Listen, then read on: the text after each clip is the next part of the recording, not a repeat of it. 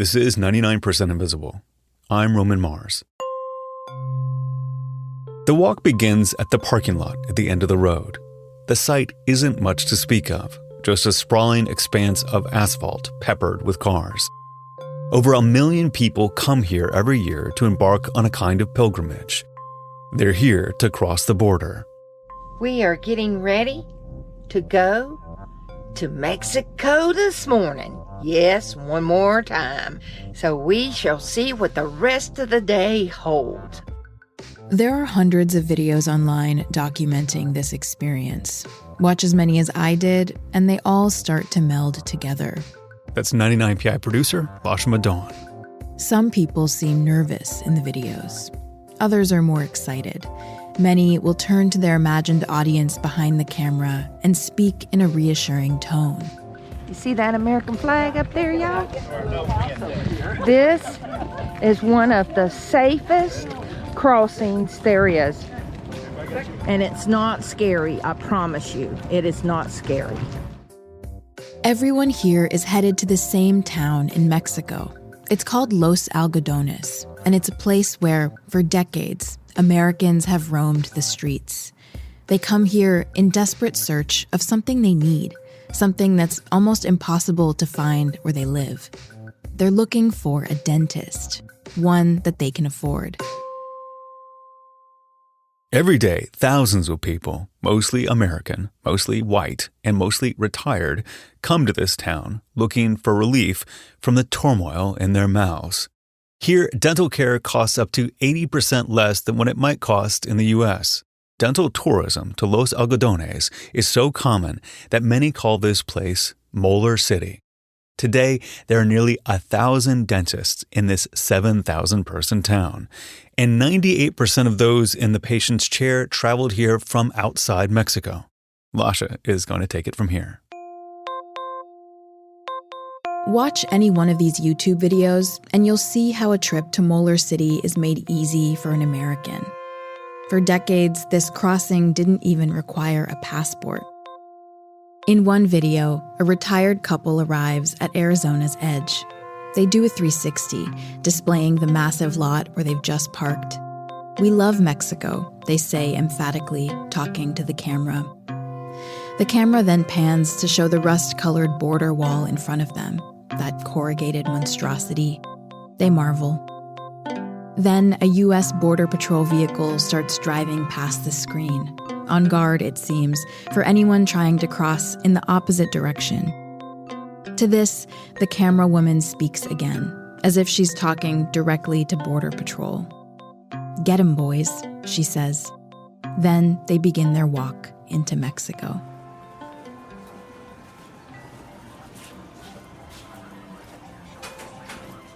In Los Algodones, there are dense clusters of medical offices and a canopy of billboards above them.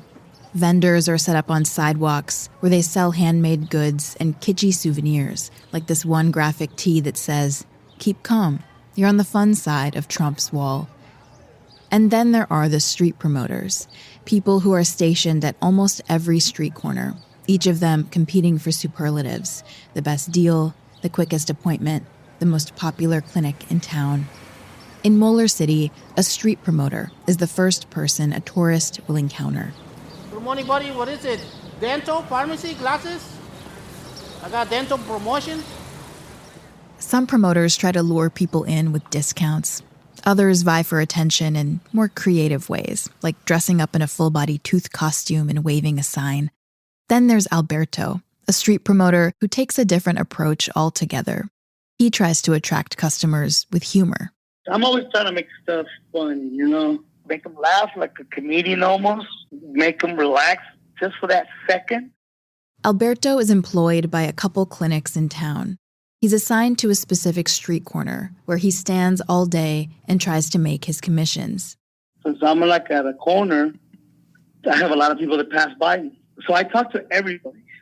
8 hours out there, I'm over. From early in the morning, I'm talking and talking and I don't stop talking all day. He told me that street promoters can also get a little territorial with each other because they're all vying for the attention of the same Americans who walk into town. "You don't need an appointment. My doctor's open right now. You get that service right away." We're not working with appointment. Good morning, buddy. What is it? Dental, pharmacy, glasses? You know what I did all day? I talked nonstop all day. And I still have the energy left. Alberto loves to talk. When I told him I wanted to talk about Molar City, he was like, "How much time do you have?" He told me how one time he was on the phone with a girlfriend for a whole 24 hours, standing at a payphone for an entire day, just talking. From this anecdote alone, I got the impression that Alberto was probably good at his job, or at least that he had the stamina to endure it. Well, maybe let's not aim for 24 hours, but I'd love to chat a little bit. Alberto grew up nearby, and over the course of his life, he's seen how Los Algodones transformed into Molar City. Being in the border, we have America. America is very influential. America really affects everything that happens to the people right here. Los Algodones has built itself up to serve the dental needs of Americans and Canadians, and the town has become wildly successful in this goal. But Algodones went through many reinventions before it became Molar City, and I wanted to understand how it all happened and why. Los Algodones means cotton, in plural. And that's because commercial cotton farming is what this land was once known for, back when it was still vibrant and green. Then a series of policy changes depleted the soil and dammed the flow of the Colorado River into Mexico. By the 60s, riverbeds were drying up and crops were struggling. But many Mexican border towns have long had another thriving business, booze. And after the farming industry crumbled, that's what Los Algodones relied on. At one point, the town had 48 bars. American soldiers living on military bases in Yuma, Arizona, were regulars. Alberto spent his childhood in Yuma, too. Yeah, we go to Algodones to get drunk. But yeah, I just, that's what Algodones has been to me from the beginning. It was just a little town. Algodones was a very small town with lots of cantinas. And used to come people from Yuma to dance in the cantinas or drink. This is Dr. Jesus Medina. He moved to town fresh out of med school in 1973, and he's been working here as a doctor ever since, although he seems to be perpetually on the brink of retirement. I think one day I have to retire. And my sons tell me, when are you going to retire? Why? I'm too young to retire. Dr. Medina first learned about Los Algodones from his brother-in-law, Dr. Bernardo Magaña, who's often described as the godfather of Molar City. He was the first dentist from this town, Magaña's now in his 80s. He is retired and didn't want to be interviewed. But Medina told me about how his brother-in-law, Magaña, first had this vision to transform the town into a dental mecca. Back in the 60s, Magaña and Medina were living together in a city about 25 miles from Algodones. Magaña was a young dentist looking for a place to set up his private practice. At the time, he was working for someone who already had a few American patients who likely lived in the South and would cross into Mexico to take advantage of lower prices. Lots of them start to tell about Algodones. Says, why you don't move to Algodones? Because Algodones is 4 minutes from Yuma. Says, if you go there, you're going to have a lot of more patients. At first, Magaña was skeptical. He paid Los Algodones a visit, and it was a lot like he expected, a sleepy little place with a lot of mostly drunk people. But many of those drunk people were Americans. Its proximity to the border meant there was already a culture of coming and going. He saw the Americans spending their money at the bars and thought maybe they'd spend money on dentistry too. Magaña knew he could offer them a price lower than what they could get in America. And my brother-in-law, he got the idea. He says, I'm going to put an office in Algodones. And he put the office, and he grows so fast. And he has so many patients. Magaña set up his clinic right across the street from the border crossing. On his first day, he saw 9 patients. And for the first 3 years, he was the town's only dentist, sometimes working from 6 in the morning until 11 at night.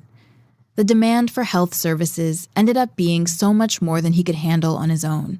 So he started asking others to come set up shop, including Dr. Medina. And then I have the idea to come and practice right here. Magaña helped Medina acquire a small office for his practice. He gave me a key. He says, take this. What? Go to my office and see. And then I come and I see he made me a very small office, 2 rooms, waiting room and the office to give attention, a table, a desk. And that was my first practice office I have, Medina remembers those early days with amazement. Once, he stepped out of his office to see a line of people, Americans, all waiting for an appointment with him. He wasn't even taking appointments. He says the demand was immediate. And I start to work and I start to see American people, hard time because I don't speak too much English, but I don't kill nobody, Magaña and Medina were treating patients who would talk about their struggles with healthcare in America.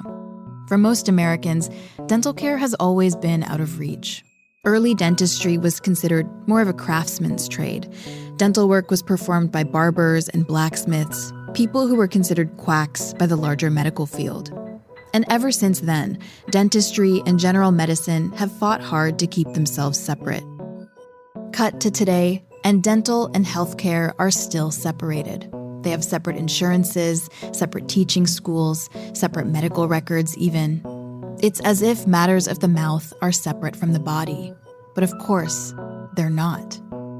Every year, hundreds of thousands of Americans end up in emergency rooms for something like a toothache, something that could have been treated in a dental office.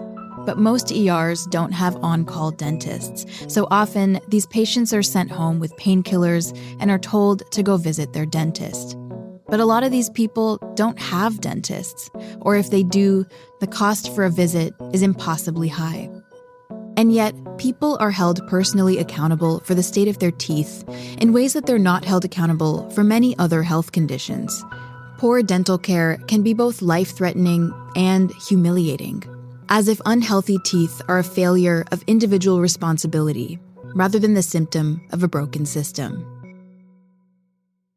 In Algodones, Dr. Magaña saw the state of dental care in America as an opportunity to turn this small Mexican border town into a place full of dental services catered to desperate Americans and Canadians looking for deep discounts.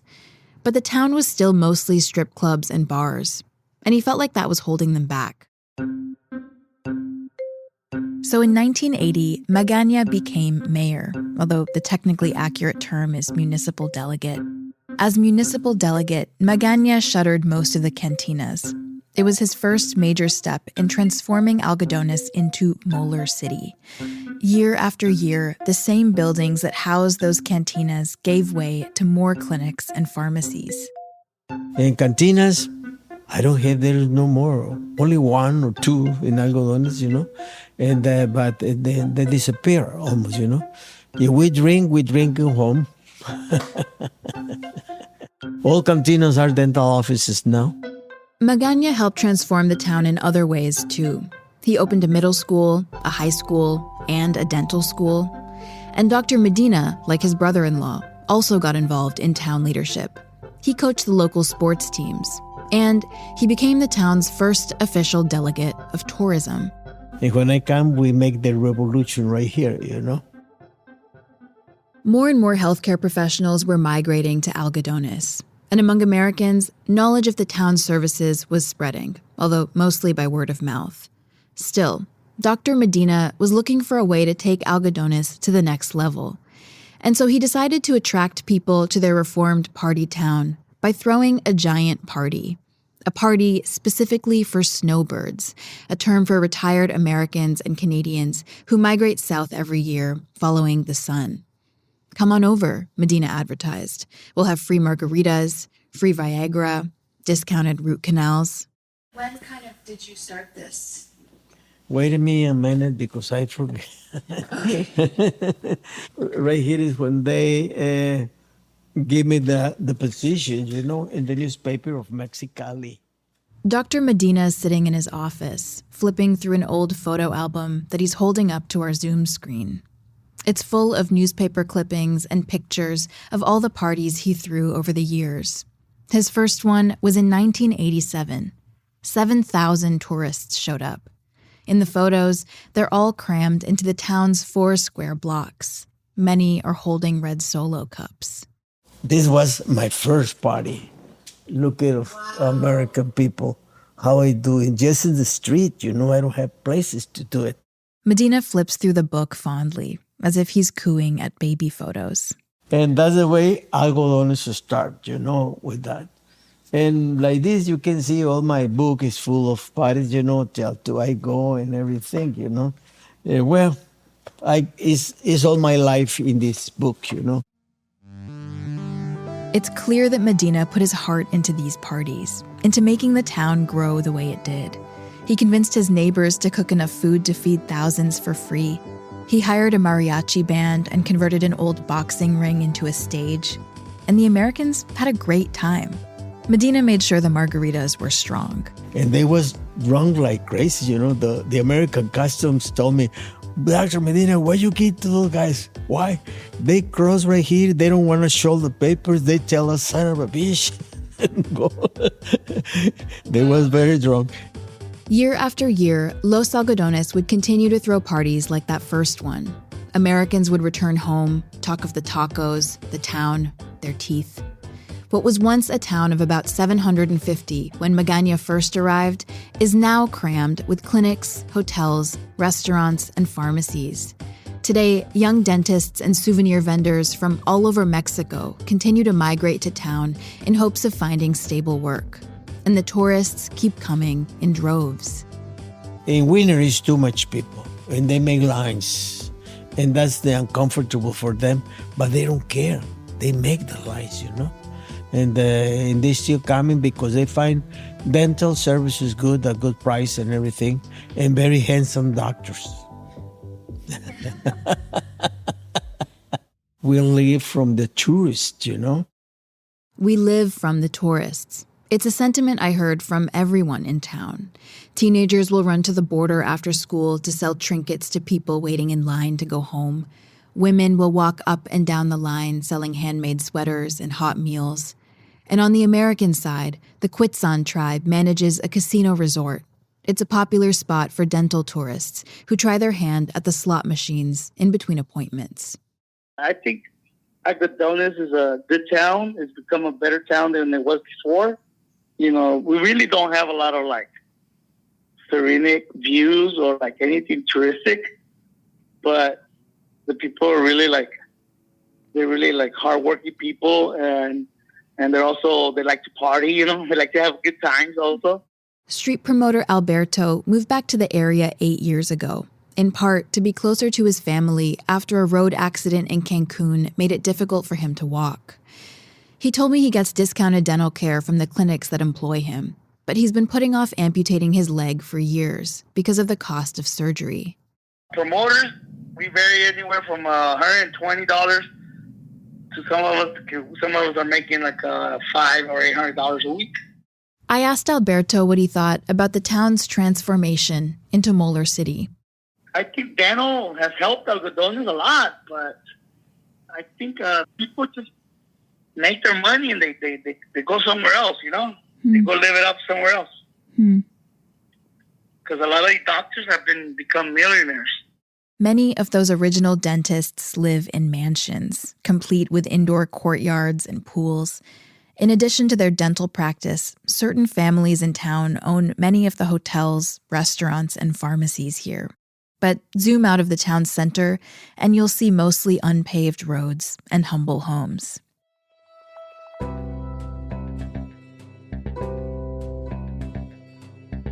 There's this 18th century paleontologist, Georges Cuvier. He has this famous quote about teeth. "Show me your teeth," he said, "and I will tell you who you are." It's true that from teeth alone, a dental anthropologist can gather all sorts of information. They can decipher migration patterns and cultural norms. They can tell if you ate with your fingers or if you endured famine. Our teeth are biographies. They hold facts about ourselves, facts we may not even recognize while we're alive. I'm curious how you would describe your relationship to your teeth. My relationship with my teeth was, I didn't really take the time on a daily basis to have good dental care. I haven't truly smiled in probably 10 years. This is Jeff Jackson. He's a retired veteran in his 60s. Jeff and his wife live in their RV, which is parked in Nevada for most of the year. Over the last couple years, Jeff started losing more and more teeth. By the time he made the decision for implants, he had 13 teeth left. Both my wife and I are both waiting to get those permanent teeth in. Yeah, it's going to be a fun time. Go down there and get them in and be able to enjoy it. I spoke to Jeff after his second trip to Molar City. He was planning to go back a third time to complete what's called a full mouth restoration, which is one of the more popular treatments in town. You understand why people go through it. I was like, I'm just going to be an ugly old dude anyway. But the confidence booster. And not having to sell my house to do it.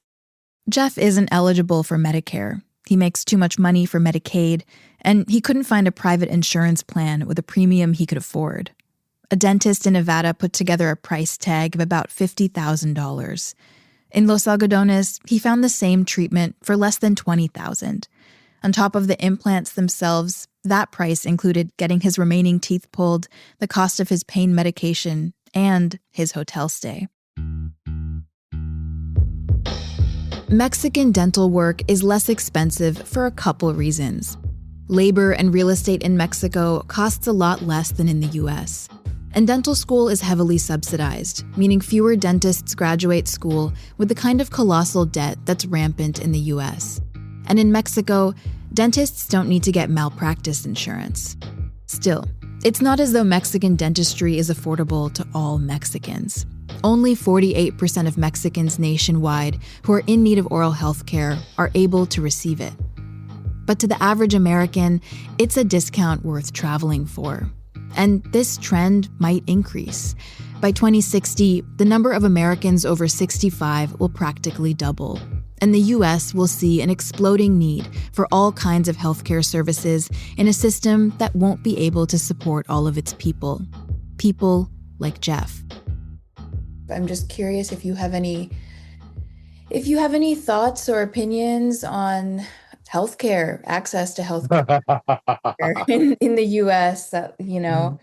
From your perspective. I mean, there's clearly a problem, right? I am a dyed-in-the-wool capitalist kind of guy. And so I don't really buy off on socialized medicine, but we have to bring down costs. You have, millions of people that can't afford health insurance. To Jeff, Molar City might be a solution, but dental tourism is also a measurement of the problem. It shows us the lengths people must go to seek an end to their pain.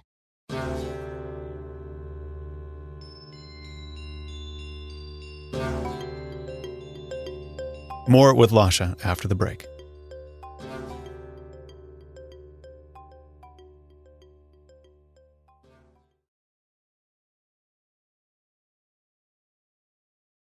We're back with Lasha Madon.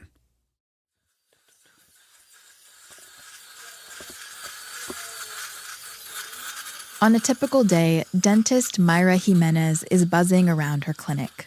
Mayra moved to Algodones from Guadalajara 2 decades ago. She says her early memories there are a blur, mostly because she was so busy working. Saltándonos comidas, saltándonos todo. O sea, era muchísima I mean, gente. skipping meals, skipping everything. I mean, there were so many people. I did up to 100 crowns in a single day. I was a machine. Mayra told me that in those days, the streets were so packed with Americans that you couldn't get through. She was always working all day. I'm telling you, from 8 in the morning to 10 p.m. This is Mayra's daughter, Rennie, who works in her mom's clinic. Rennie grew up in this clinic. She uses the words waiting room and living room interchangeably. Like living rooms, like the waiting areas would be packed with people, just packed. And I remember I had a ride that would drop me off at the border. And one of my mom's workers would pick me up walking. So I'd come back walking to the office. And I remember my mom didn't know how to speak English. And so I remember sitting in the living room in the waiting area with patients from Canada, from Utah, from Texas, from California, and all the patients helping me do my homework every single day. Mayra never expected to move up to Los Algodones to raise her kids on the border. Her first impression was that the town was arid and boring. But Mayra likes having Americans as patients. She says that they're especially grateful. Before moving to town, Mayra had never met people so excited to be seeing a dentist. And what I love most is that the Americans always treated us very well. They were very grateful patients, and you became friends with them. I love that. I remember being a little kid and my mom would come home with patients to my house. Oh, this is so-and-so, and they're going to be eating dinner with us. And I'm like, Who are these people? Mayra and Rennie talked a lot about this sense of community fostered between dentist and patient. But Mayra also has concerns about the industry. In fact, there's one thing that it seems like almost everyone is constantly worried about: that the town stays safe. And more importantly, that the town is perceived as safe.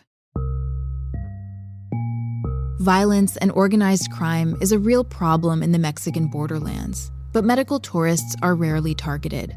Still, one dental coordinator told me that trying to quell concerns about safety is a major part of her job. She told me that her American clients bring it up all the time. I think because Mexico has, a bad reputation in the U.S. and everybody thinking coming into Mexico is dangerous. I've had people thinking that, we're going to come to Mexico and we're going to be waiting here with guns and stuff like that. But People have told you that. Yeah, they're like, I thought it was going to be the cartel outside. And I'm like, no, it's very safe. And they're very scared. But I think it's more because of the news. More than real incidents of violence and crime, people working in Algodones are concerned about how Mexico is portrayed in American media. The news comes out that there's going to be a shootout, that they're going to kidnap you, that if you cross to Mexico, you're in danger, that your life is in danger. Yes, I think that affects us. I think most people, they're a little scared to come to Mexico because the histories they hear in the United States, who's they can steal them right here or they can do something, shotguns and things like that, mafia guys, whatever,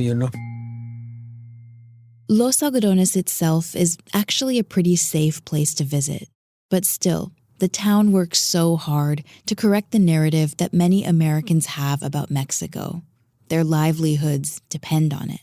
The industry is having to put a lot of effort and spend a lot of money and make lower profits than they might otherwise if they didn't have to put so much effort into dealing with that narrative or those prejudiced assumptions about Mexico.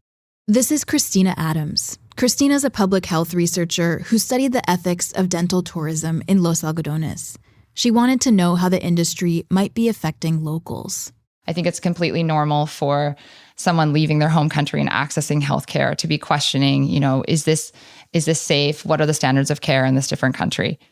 And then I think there's another layer on top of that, where I think they're also trying to combat really prejudiced assumptions about Mexico as much as possible, that it's, a country from the global south, that it's underdeveloped or even undeveloped, that there's no way the standards could be as high of quality in a place like Mexico.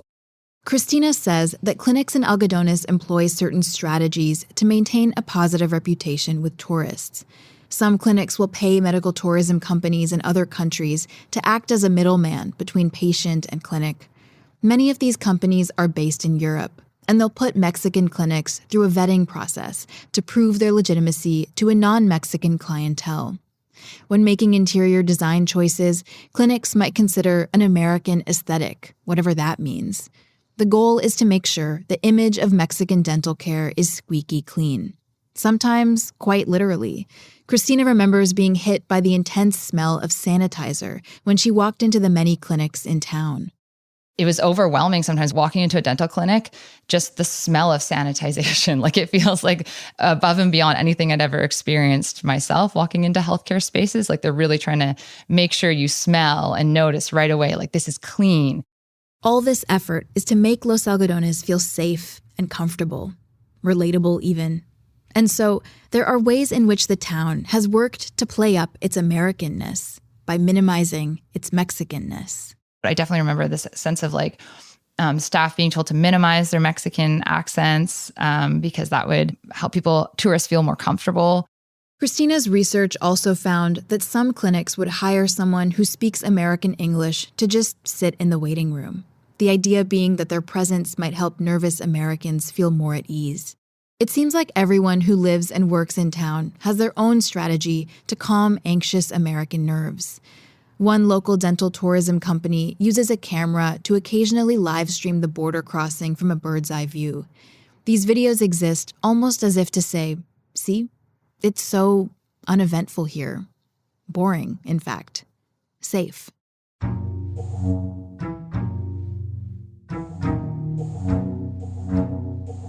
Back when Dr. Jesus Medina was head of the tourism department in the 80s, he developed his own strategy to make skeptical U.S. tourists feel comfortable in a Mexican dental clinic. He created a complaint office, a place tourists could go if they felt like they were being scammed.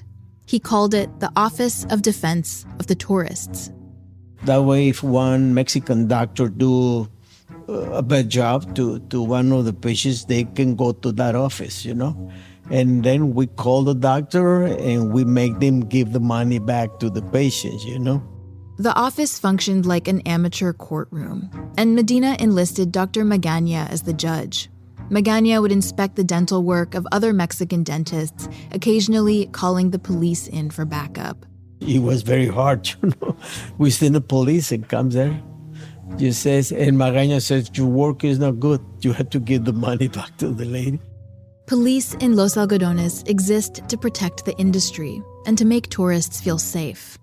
There's an old promotional video for Molar City still up on YouTube. It's from 12 years ago, and it's less than a minute long. In the clip, a police officer does a salsa twirl with an elderly white woman. The video is titled, All Tourists Are Safe and Fun in Los Algodones. There's parties, there's fun, there's bars, there's cheap food and drinks, there's dental care, there's a ton of pharmaceuticals, and the police are watching. If there's any sense of like any trouble brewing, police will be very much on it. Police might help tourists feel safe, but for locals, especially low-wage workers like street vendors and promoters, the police ensure that their movements are more tightly controlled. Remember those famous welcome parties, the ones that Dr. Medina started in the 80s? A lot of locals aren't invited. In fact, they're explicitly told to stay away. There's a lot of expectations around where people are allowed to be on those days. Like, definitely do not show up at the party unless you're helping to work there. And so on a day like the welcome party, that involves sort of restricting the movement of other folks who live there and making sure that, they're only seeing and experiencing what the sort of town elites want them to see and experience to ensure that the reputation of the tourist industry is upheld. Despite all this effort towards safety, whenever violence does occur anywhere in the border region, it can have major ripple effects on medical tourism. I spoke to someone named David Vequist, a medical tourism researcher who conducted a bunch of surveys on Americans after an incident in 2023 when 4 American medical tourists were ambushed by a drug cartel and only 2 of them survived. David was curious about Americans' perceived ideas about safety in Mexico and how those ideas might impact their decision to engage in medical tourism there. On one of his surveys, he asked Americans, would you feel safe going to Mexico? And then another question. Would you feel safe going to Cancun? David's research suggested that Americans perceive Mexico and Cancun as 2 separate places. Cancun is safe. Mexico is not. In a way, I think Los Algodones has achieved that Cancun status. Molar City can exist as a performance for American consumers, disembodied from the forces that created it. And about how many people do you think in town have the same kind of job that you do? Oh, my competition. Does it feel like competition? Well, I got them all. I got them all pointed out. I got a report on every single one of them. Which one would you want me to start with? I got my competition's everywhere.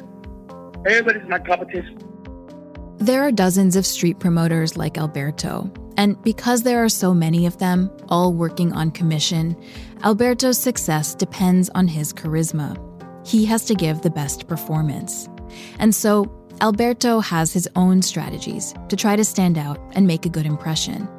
Besides workshopping comedic material on the job, he told me this one other thing. He tends to play up how American he is. It's not a hard thing for him to do, because like many people who grew up along the border, Alberto traveled back and forth a lot. He lived in Arizona, but crossed the border weekly. His English is good. He describes himself as being from the border. So I grew up, going to school and then coming down the weekends down to Mexico. And a lot of kids grow up like that. Mm-hmm. Because there's a lot of people in Algodones that were, I forgot to mention this. I was deported. Alberto was deported to Mexico in 2010. In fact, I learned that almost all of Molar City's street promoters are deportees. It is, in fact, their Americanness, their American English, that makes them ideal candidates for this role. It helps me break the ice. It helps me bond with people. Mm. Right away, they can tell that I lived in America. Oh, they bring it up?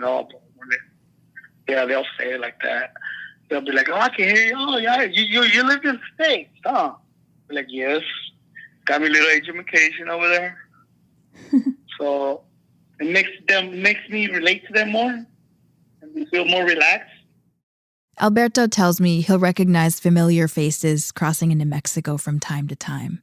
So-and-so from high school, his friend's uncle. But he doesn't get to see his family so often. They all live in Arizona and don't like to come visit. They really only come when they have to. Yeah. The reason they don't like it is because of the immigration, the way they treat them when they're crossing. They always get harassed. Yeah, when they're going back to America, they get harassed, so they get tired of that. Los Algodones has long been set up for the benefit of Americans, and the journey Americans take to cross into Molar City has always been a simple one. But of course, the journey in the opposite direction is much more complicated. Can I ask you a question that might sound, I don't know how you'll take it, but I'll ask it anyway. You can tell me how you react to it. I've heard from Americans and Canadians, like people describing what it's like to go down to Los Algodones, and people describe just walking freely through the border, like just 5 minutes, no need to even show a passport.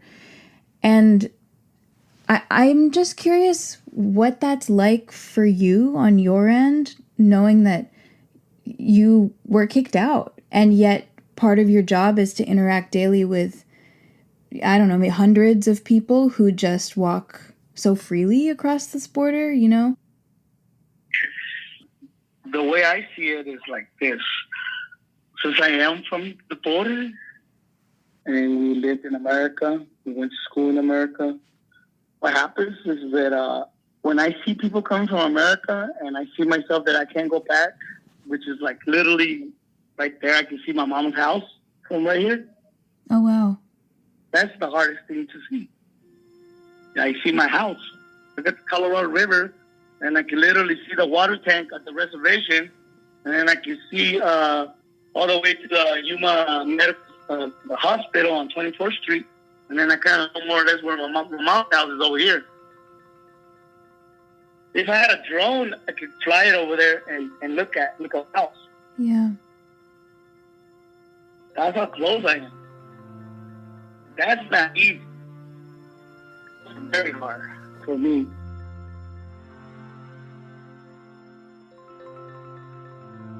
It's 5 a.m. in Algodones. The sky is still dark, not quite sunrise, and Alberto is shuffling around the house, getting ready for work. The streets are mostly quiet at this hour. Just the sound of other promoters and vendors setting the stage for Molar City. By 6 a.m., he's at his post. The border opens and the Americans descend. They walk in the shadow of the 30-foot wall that divides them, crossing the very threshold Alberto cannot.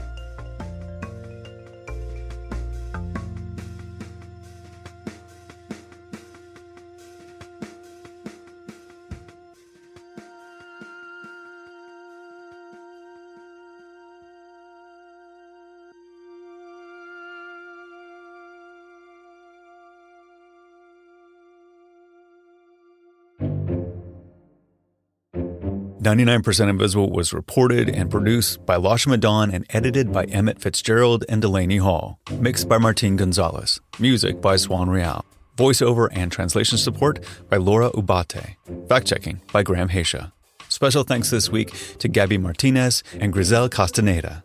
Kathy Tu is our executive producer. Kurt Kolstedt is the digital director. The rest of the team includes Chris Berube, Jason DeLeon, Christopher Johnson, Vivian Leigh, Joe Rosenberg, Kelly Prime, Jacob Medina Gleason, Talon and Rain Stradley, and me, Roman Mars. The 99% Invisible logo was created by Stephen Lawrence. We are part of the SiriusXM podcast family, now headquartered 6 blocks north in the Pandora building in beautiful Uptown, Oakland, California. You can find us on all the usual social media sites, as well as our new Discord server. There's a link to that, as well as every past episode of 99PI at 99pi.org.